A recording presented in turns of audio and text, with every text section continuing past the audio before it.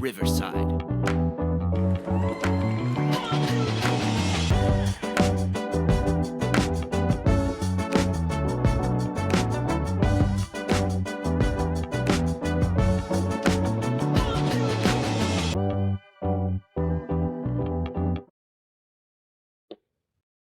Welcome to Dance Talk with Joanne Carey, where the dance world connects, the conversations inspire, and where we are keeping them real. I'm your host, Joanne Carey, and today I am joined with Marina Harss. I am delighted to have her as a guest on Dance Talk today. She is a journalist, a dance writer, a dance critic, and most recently, she has published her first biography, The Boy from Kyiv.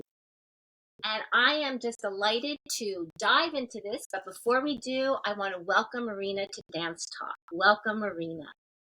Thank you so much, Joanne. It's really great to be with you. Thank you. Thank you. So before we actually dive into the book, Marina, would you actually give a little bit of background about yourself, how you got into journalism, how you got into writing, and then specifically how you got into dance writing? Yeah, it's a little bit of a circuitous route. I never really planned to be a writer. I thought I'd be more of an editor. I was on the editorial track. I was working at the New Yorker as a fact checker, and I also had a background as a translator of novels and poetry. And so I would work a lot with Joan Acocella, who's the New Yorker's dance critic. And it was really through her writing about dance that I became really interested in how one could write about dance and how one could really write about an art form in such a way that was so compelling. I also have a musical background. So when I started seeing dance more intensively, it really activated my that part of my brain, the musical part, and seeing how movement and music work together. And that combined with words, it stimulated my brain and made me want to write about what I was seeing.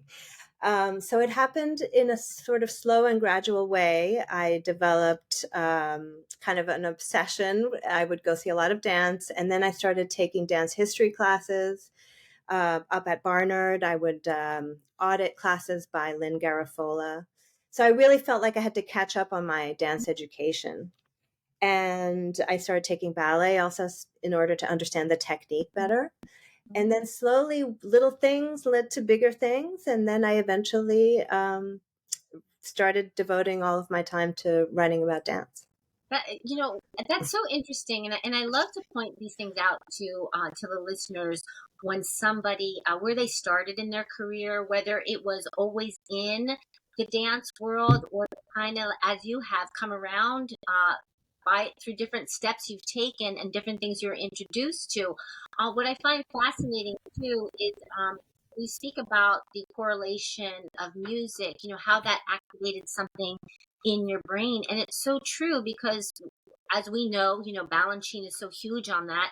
And dancers are in ballet specifically, we're making that music come alive with our bodies. And I think when you see that and find that and then can write about it, and to have all those things come together the way they do, it can be really powerful.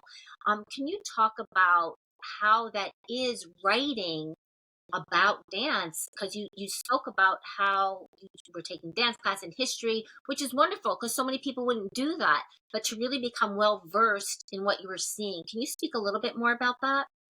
Yeah, I mean, I'm the kind of person that I like to, if I'm interested in something, I want to know everything I can about it. You know, I'm not just sort of full of opinions without kind of the background to understand. I mean, I had opinions, and that's why I wanted to learn more, to know why I felt the way I felt. I also found that having a background in translation was really helpful because I was used to transferring the information in one language to another language in a way that a reader could understand and could experience. It wasn't just about understanding, it was about experiencing. I wanted the reader to feel like they were reading the original text. And so when I started writing about dance, it was really important to me to convey what I was seeing and what I was hearing in a way that the reader could in some way feel like they were experiencing what I had seen, or if they had also seen it, that they could remember what they had seen and put it together in a kind of conversation with my thoughts.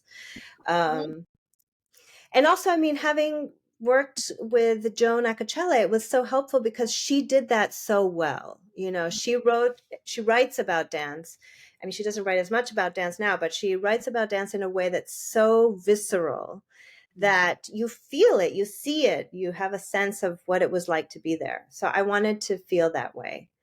Um, I think the music component came to me naturally because of my background in music, and also because living in New York, I was seeing a lot of New York City ballet. So I was seeing a lot of Balanchine. And I was also seeing a lot of Mark Morris, which is similar in a way.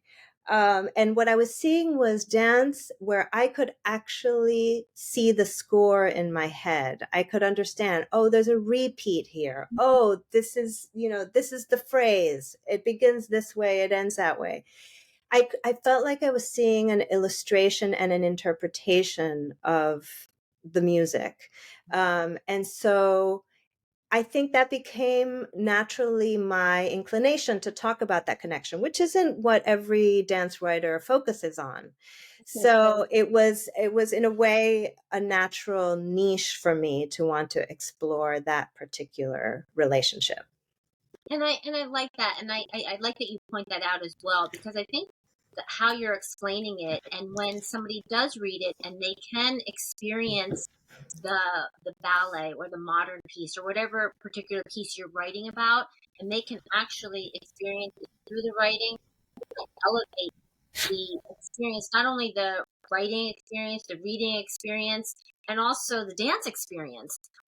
Because I think so often, like you said earlier, yes, we have an opinion about what we saw, but I often find myself, and what I'm drawn to when I read something about, whether it's a movie critic or a dance critic, whatever it is, I want to form my own opinion. So I think when you can write in a way, when anyone can write in a way that invites the reader in, just like when we see a piece of choreography, that it really invites the viewer in to whatever's going on stage. I think that's so important. And so I congratulate you on that. Thank you. Yeah. Do that, and you certainly do it in this book, which I think is really, I'm really enjoying it. I haven't finished it yet.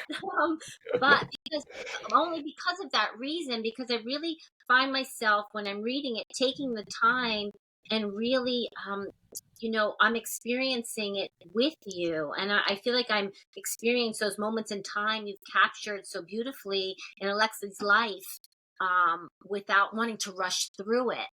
Which brings me to, um, how did you choose? There's so many choreographers out there, and how did you choose him? What made you want to write this book? Yeah. Um, to what you were just saying, also, it was important to me. A lot of dance biographies, they focus on the life, and of course, that's one of their main purpose. But it was really important to me to convey the dances.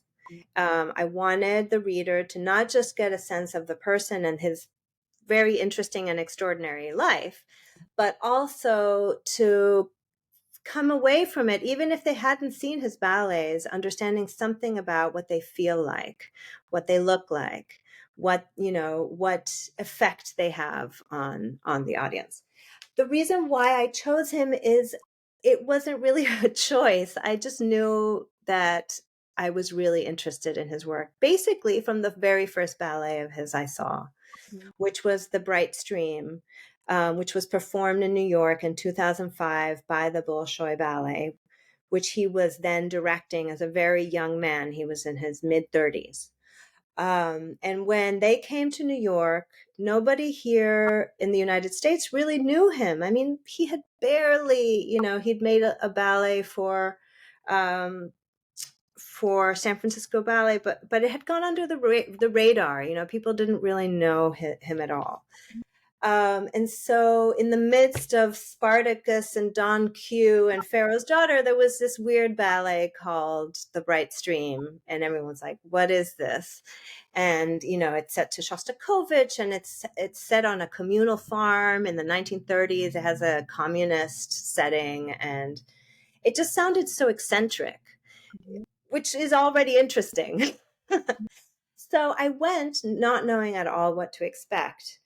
And I came away from that completely excited, intrigued, surprised. You know, surprise is a big element of his work. For me, even today, he seems to come up with really different ideas for his ballets, and they never are what you expect. But I didn't know that at the time. So what I knew was I had seen a ballet that was as different from a Balanchine ballet as a ballet could possibly be, that was funny, that had heart, that had incredibly thrilling dancing, and that made the dancers look like people, not like these athletic gods or anything. And so I was just really interested in who he was.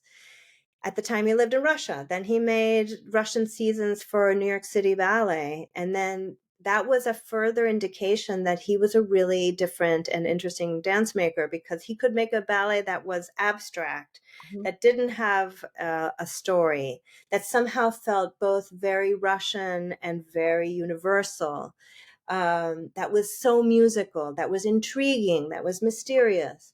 So when it was announced that he was going to be moving to New York, I just knew that this was a choreographer that I needed to follow very closely. I mean, I didn't know at the time I was going to write a book about him, but I knew I was really interested in his work.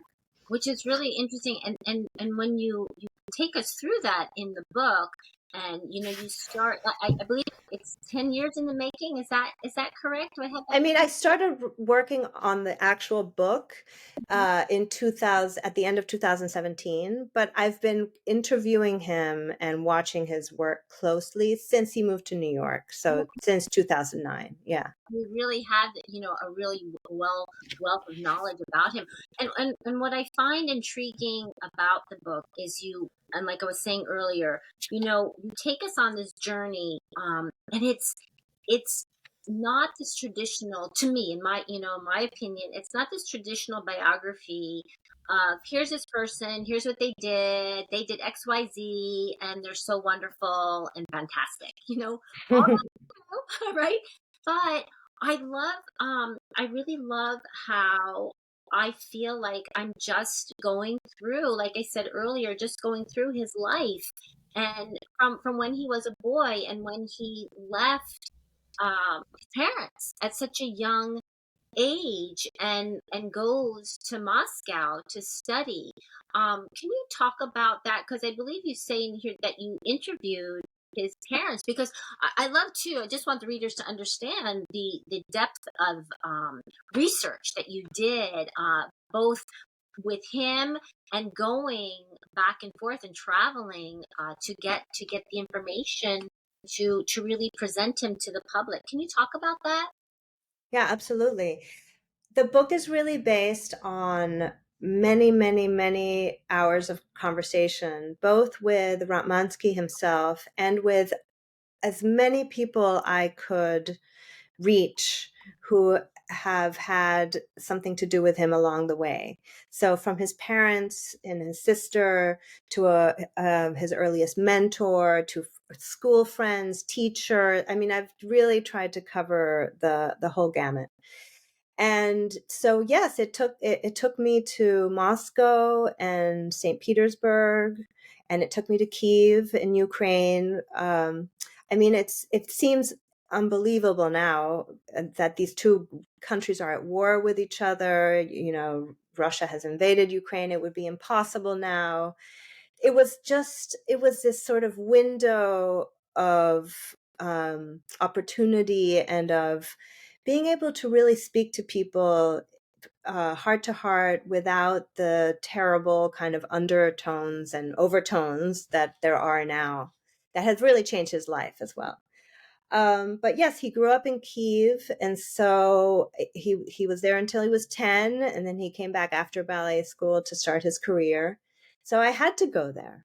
And I met his parents, and I spent a week sitting at their dining room table, talking to them through an interpreter, really kind of harvesting the stories of his young life, going to the place where he grew up, the building where he grew up, going to the places where he danced, where he spent time. And it was really incredible. I mean, just as a human experience as well. It opened up a world that I knew not that much about. And we talked his parents talked very freely about what he was like. And I got so many amazing stories. You know, in a way, it's also just a book of stories about things related to a person's life. And it also helped me to understand certain things about his ballets that I was able to make connections that I hadn't been able to make just by seeing them and talking to him about them. Yeah. And going to Moscow was the same. I mean, going to the Bolshoi school, seeing what that world is like. This Yeah. building where kids spend 10 years of their lives, it's like a whole world. Mhm. You know, it's a circular building. They basically don't need to leave to do anything. They have everything they need there. Watching class, you know, going to the Bolshoi, seeing the way the dancers work, talking to his friends. It opened up treasure box after treasure box of impressions and stories. Yeah, and reading it, you feel that, and when I think I'm almost certain, I don't think it was that particular ballet when the Bolshoi came in 2005. But I remember the Bolshoi coming to New York and being so excited and getting tickets to see, because you had to see. It was so, I don't remember if it was like the first time in many years or what, but that was pivotal in 2005 that they were Yeah, they coming. hadn't come for a while, Yeah, and because the company had been in a kind of difficult situation for the previous decade. You know, they they lost their director Yuri Grigorovich, who had been there for 30 years, and so they were in a crisis of identity. You know, going through one artistic director after another yeah. until he came on. I remember getting tickets, and I still can see it as I'm telling you. I remember, I went with my mom because my husband was working because it was during the week. And I remember going to see them and being so excited just to see the Bolshoi because it was a world of ballet. I've only, would read about it or you would hear about it, but to actually see it, and then reading it. So it kind of took me full circle back to that moment when I read it here and to connect those dots. It always amazes me. I always think of these moments where, everything that we do connects us. Like I always say, there's like 6 degrees of separation, that story between us. There's 6 people between us. And when I read that 2005 and you wrote about that, I was like, oh my gosh, I saw them. It kind of brought me full circle and then really made me just hold on to this and read it and just dive into it. And seeing it in his progress. What I also really enjoyed reading, and I want the readers, the listeners to know, is how you present this person. You know, it's a real person um, who just loves what I come away with, who loves so deeply and extraordinarily what he's doing. And Absolutely. I think that is so powerful and admirable and something, that you strive to be. I think he's such a he represents for dancers what you can be and what you can strive to be, regardless or despite anything that he's gone through. Because clearly, there's been so much, especially in these past couple years, that he's gone through. Can you talk about that too? Just getting to know him and his life, and how you might think that affects or he puts that into, channels that into his work. Yeah. I mean, I definitely thought of it as I approached the process as the portrait of an artist. I wanted it to be a portrait that allowed people to get a sense of him sort of 360 degrees, what he's like, why he makes the ballets that he does. I mean, every person is a mystery on a deeper level, right? But to kind of get somewhere near why he is the kind of artist that he is and the kind of person that he is.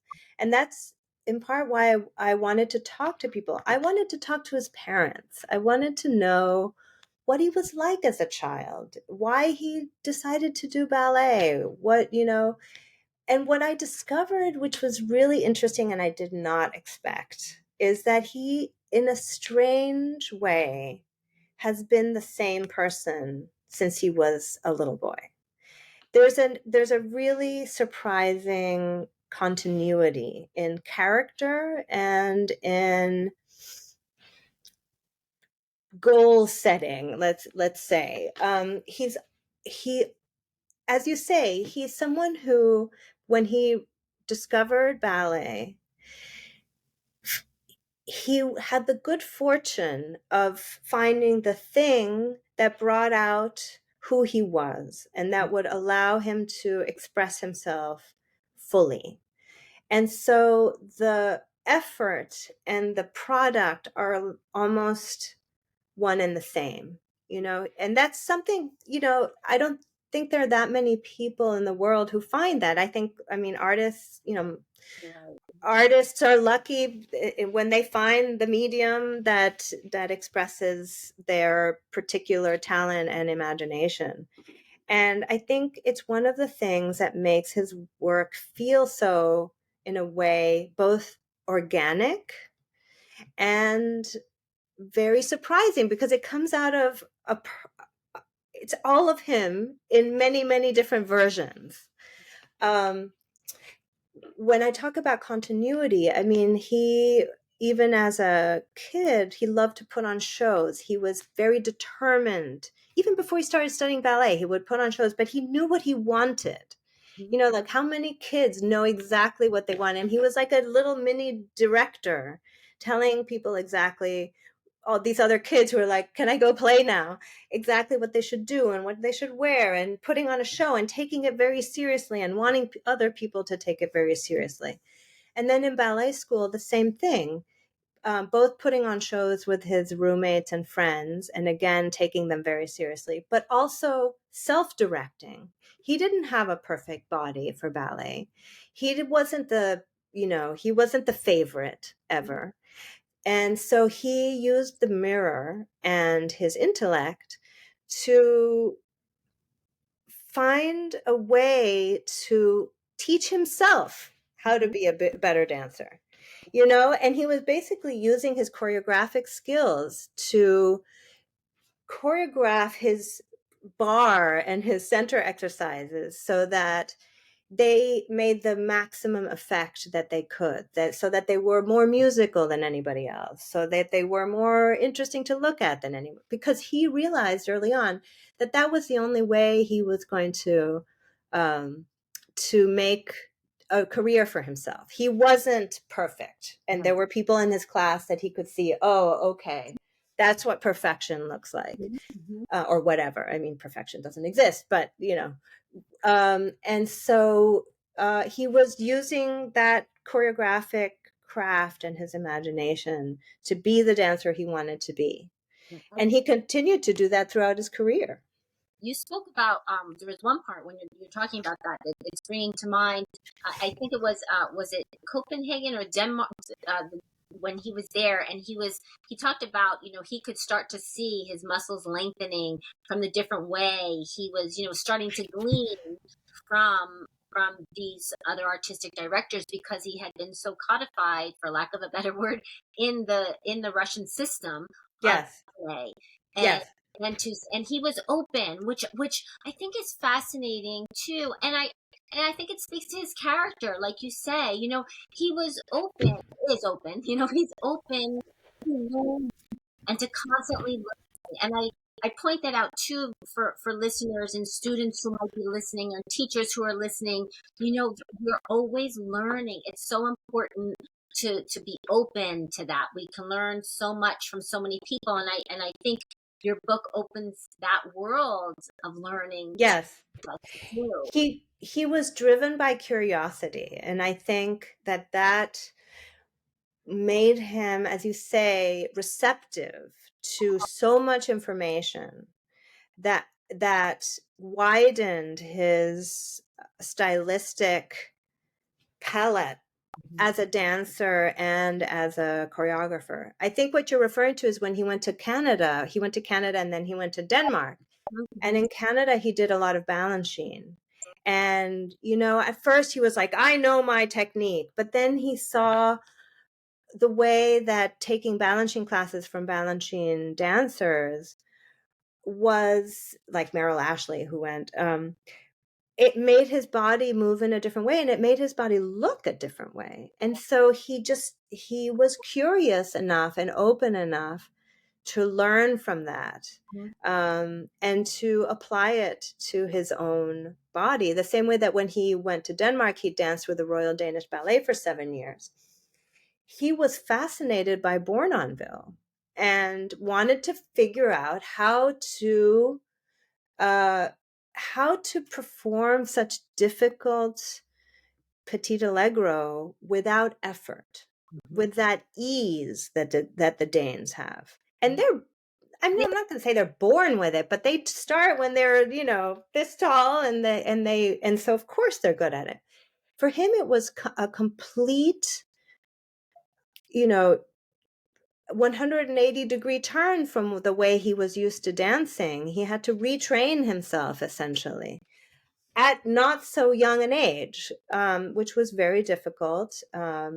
But it was a kind of learning process for him in the same way that he also watched Bournonville videos that were lent to him and watched rehearsals and took classes, and he didn't just learn it, he applied it later on to his own choreography. Like The Bright Stream has a lot of Bournonville influence, not just the Petit Allegro, but also And the very there was naturalistic acting. there was one part in the book too where you talk about he had like he thought it was like a television screen in his, Yes. which I Yeah. can relate to. You know, when you picture and you know you're picturing something in your mind, and then it has to come out somehow. What, you know, whether it's, you know, through choreography, whether it's music, someone writing music, playing music. You know, when you those creative people, those creative minds, you know, it has to get out, right? Yeah, yeah, yeah, yeah. For me, Absolutely. when you had put that in there, I said, "Oh my gosh!" it was like so vivid. That was such a vivid, Yeah. and you know how you arrange the book too, because in the book there's so many photographs that I love looking at, both black and white and color. You know, and then you have in the back of the book the chronology of his ballets. I mean, it's really it's a wonderful book, and it's so like I really don't want to put it down. I'm not because you're sitting in front of me. I really have been. I mean, if you, I had to fix it before we got on camera today because I had all these post-it notes and writing. I'm somebody who reads a book and I highlight and I write in it and I go back and I, you know, so I didn't want it all sticking out. We got on camera today, but that's how I read a book, and I love that about this because I think it's something that you know, it's a biography that really gives the dance world an entry into history, you know, into his history, but history itself. How did you decide the layout of the book? And I can imagine, you know, you speak of editing. I can imagine, or maybe not, there was things edited out. How did you Oh decide? my God. I had to cut about, I'm going to say about half of what I wrote originally. I believe it. Um, I mean, a lot of what I cut was context, which I was really putting in there for myself because because I was writing about a world that I didn't know that well when I began, I did a huge amount of reading about Soviet history, about Chernobyl, about Ukrainian history, about Soviet ballets, about so many things. And so obviously in the first round, I wanted to put all of that in there. And there were a lot of family stories too, which I mean, I did leave some, but there were so many more. And because I had such a wonderful experience with his parents, I wanted to put them all in.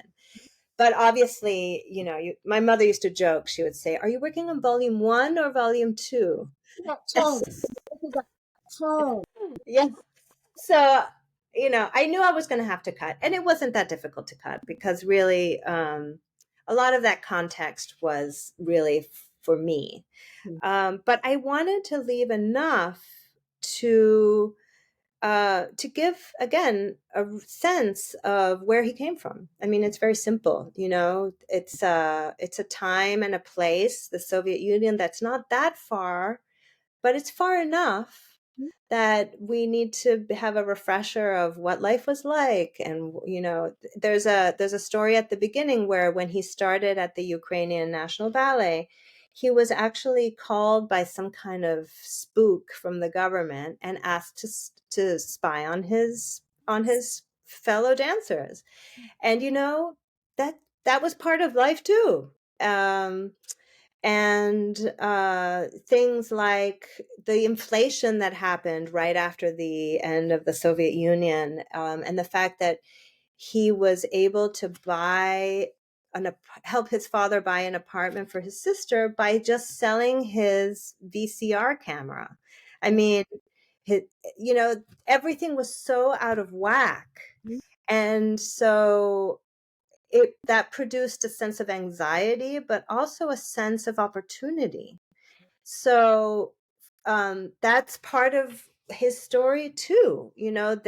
All these galas popped up around the former Soviet Union, and dancers who were really hungry for cash would come and perform these big gala numbers, and that was a incredible opportunity for a young choreographer, because he could travel around with Tatiana, his wife, and choreograph little numbers for them. And that was his workshop. That's how he learned to become a choreographer, in a sense.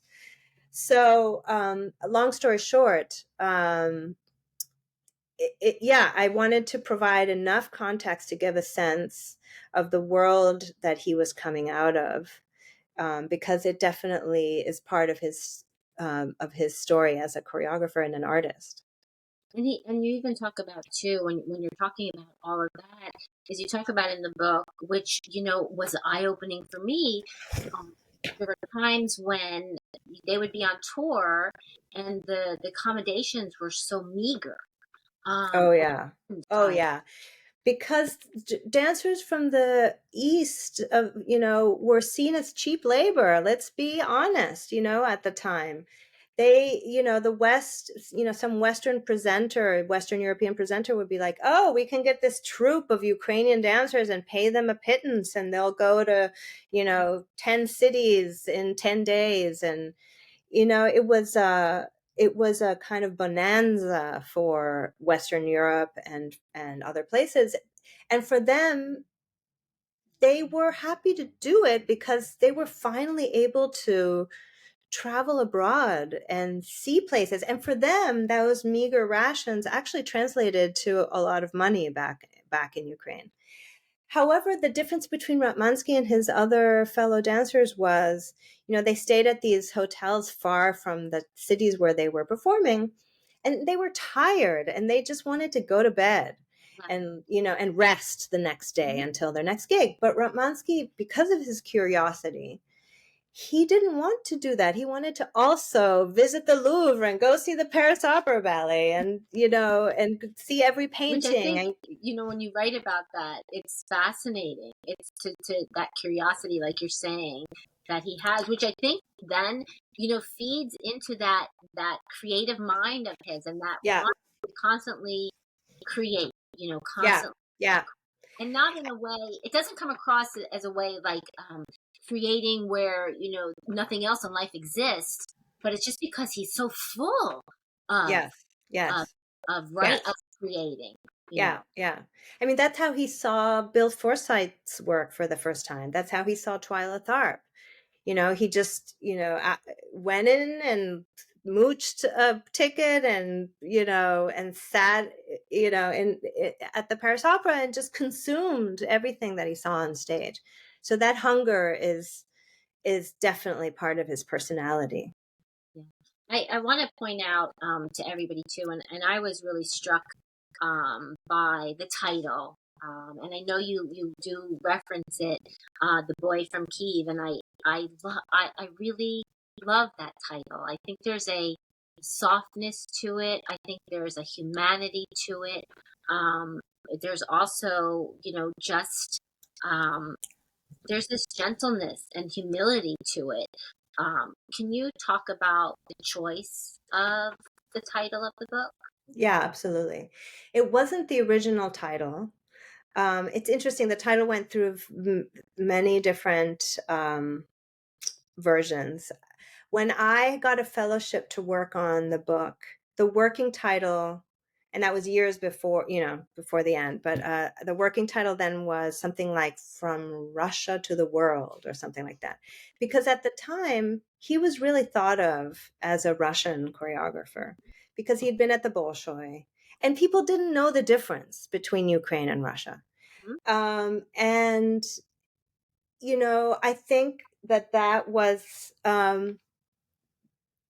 a kind of ambiguity that became very clear as I worked on the book, and he himself didn't do anything to correct that, you Mhm. know that that ambiguity. Then by towards the end, I had already changed it to something. I wanted to have a very serious title, oh, this is a serious book. So it had some very neutral title that I can't remember anymore. And then Russia invaded Ukraine, and we had conversation. I mean, it was devastating to him. His family is in Ukraine. The country where he had become successful was invading the country where he grew up and where his family was. It was this incredible internal structure. And what came out of the my reflections after that and our conversations was this underlying story that was in the book already, but I just hadn't realized that it was as important that it was, which was he had always been an outsider from the beginning. He went to Moscow to study ballet, and at school he was known as the boy from Ukraine. And that was at the same time a term of endearment and a way of saying, "Oh, this kid from Ukraine, from the provinces, Mhm. when he graduates, he'll go back there." It was a way, in the sense of putting him in his place.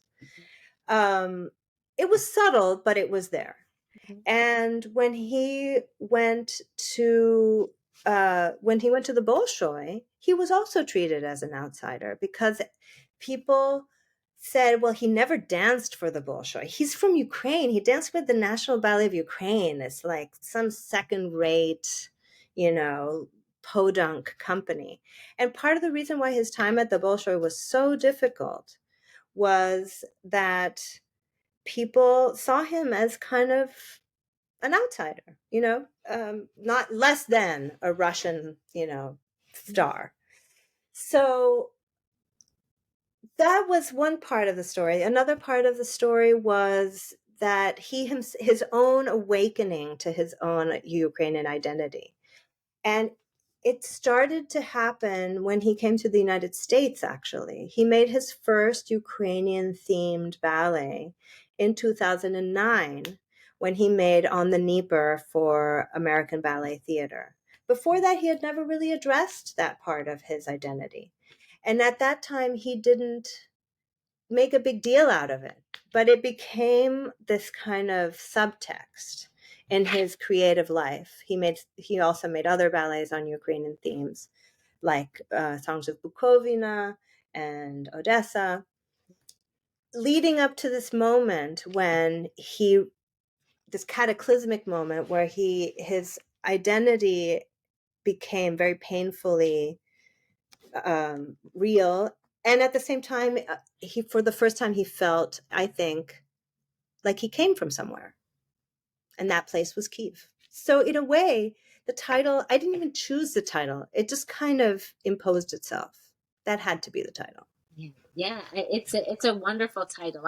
I when I it was, over the weekend, I just sat with that for a little while when I was reading it, and I just was like, gosh, because I what you're explaining, I was feeling, and I just thought it was really powerful, and the photo on the front as well. I just think there's something um not haunting about the photo, but telling.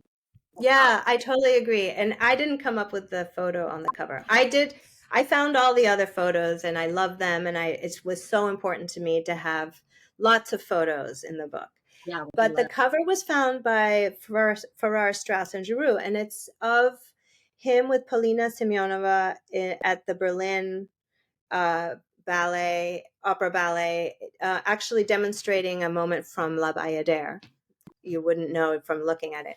But I think it's a wonderful photograph because I think it almost says everything you need to know about him as an artist and him as a ballet master. I mean, the way he demonstrates Mhm. and the amount of information that he imparts in his body Yeah, in that photo really says so much about the kind of artist he is. it does, because I was really struck by the his chest being so open. That's what Yes. really struck me. Was I felt like he was, my take on seeing this photograph is showing that just this open heart and this openness. And I thought, wow, and it drew me in. I just thought it's a Yeah. perfect photo Yeah. for the It's cover. heart forward and it's expressive. Yes. There isn't a part of his body that isn't helping in that expression. And his And it's gaze. interesting. And it's interesting to see her, but Paulina behind him, she's such a beautiful dancer. Um, but there is a difference between the way he does it and the way she does it. I mean, she does it so beautifully like a ballerina, but he's like the genuine article, like that's the source. That's the information. And then she gets to interpret it. Yeah, the emotion is right there. It's really, I love the photograph on it. It's really wonderful. Do you feel like, having written this, having spent all this time interviewing him, going to the places of his childhood, of his, growing up, of his career, um, how has that influenced you and affected you, as not only as a person, but as a writer and a dance writer? Yeah. I mean, it was the greatest learning experience of my life, for sure. I learned more and saw more and experienced more than in any other process that I've gone through so far, about a place, about a history, about people, about conflict, about culture. I mean, it was really transformative. And I don't think I knew quite how transformative it would be. There is an interesting kind of sense of, um, I'm not going to say loss, but of, that's over and Mhm. it's now a finished experience. And I mean, I think someone should write a book about when you finish a project like that. You're so involved in the life of another person and thinking about their work and talking to people and going places. It's like a whole chapter in your life. I think it speaks to, as well, when you say that, it's what dancers go through when they perform a piece. You know, Oh, yeah. always, you pour out so much, and empty so much of yourself, and it's there. You're, whether it's repeated every night, because every night can be different, but you pour it out, and then when it's finished, you're empty, you know, Yeah. and empty in a good way. And there is a little sense of loss. We would call, we would always be like, gosh, I feel a little down now that the performance is over. But then you would fill it back up with what was the Right. being. And so I think that's natural. And plus, you invested, your heart into it. So I think Yeah, yeah. that's really I smart. mean, it made me respect artists even more. And Ratmansky said, I think it was at the launch event, he said, I've never worked on something for 5 years. I don't know what that's like. And it kind of took me aback as a comment because he goes through that process like 5 times a year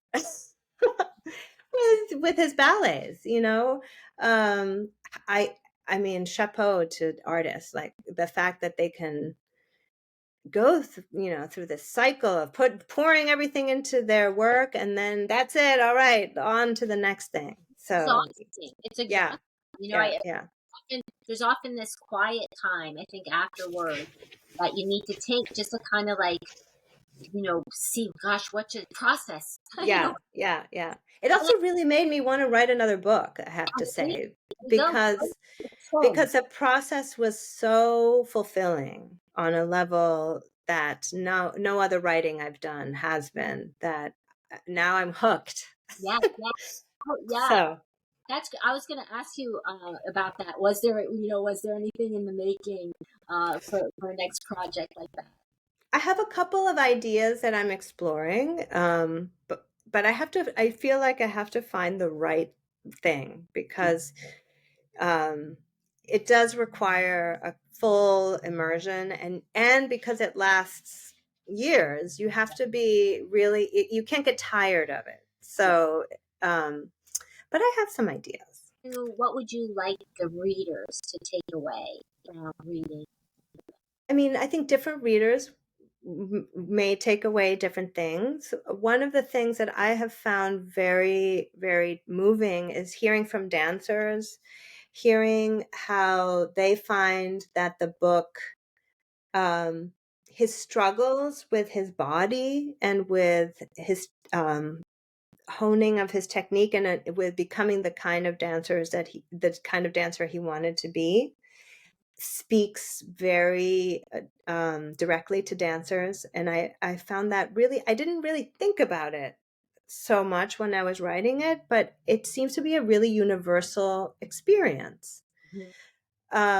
of finding your own imperfections and struggling with them, and finding, and kind of the empowering effect of taking control, and deciding how to present yourself and what your strengths are, and what kind of artist you're going to be. That's Um, artistry, right? yes, yeah. Mhm. Um, and taking control of that. It's not a passive thing, it's an active thing, that requires your whole mind and your whole everything that you are.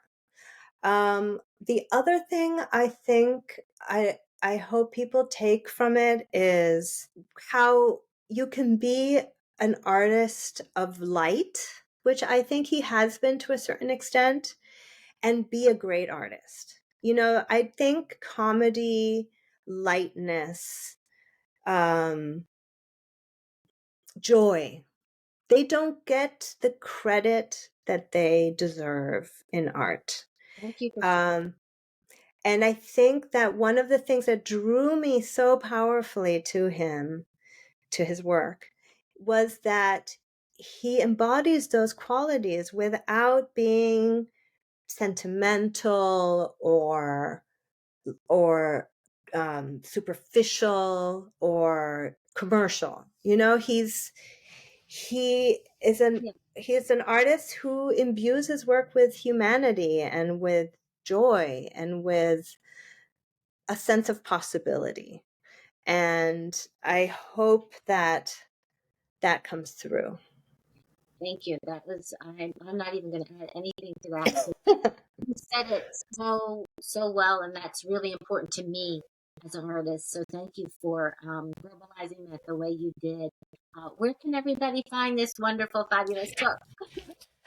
Well, it always your local bookstore is always the best option, and if they don't have it, you can always go up to the cashier and say, "Oh, I'm interested in this book," and they will usually happily order it for you.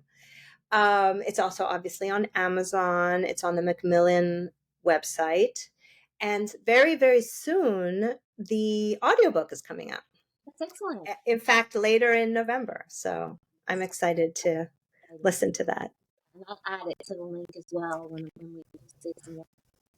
Is there anything before we finish up, Marina, that you want to say, add that hasn't already been said, that you want to leave? No, I just hope, he just joined New York City Ballet, and I think we're entering a new chapter. And of course, the war is still continuing, and I've talked to him, and he does feel like he's entering a new area of his artistic imagination. So I think it will be really interesting to see where things go from here. I'm excited for the next chapter. Thank you. Thank you so much. Thank you, Marina. Thank you, Joanne. It was really nice to talk to you. Thank you for joining me on Dance Talk. This is Dance Talk with Joanne Carey. Follow us, like us, and share, share, share. Thank you, everybody.